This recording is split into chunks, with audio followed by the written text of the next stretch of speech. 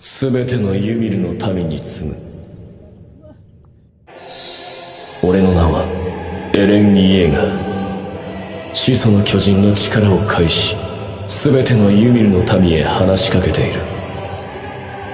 パラディ島にあるすべての壁の硬質化が解かれ、その中に埋められていたすべての巨人は歩み始めた。俺の目的は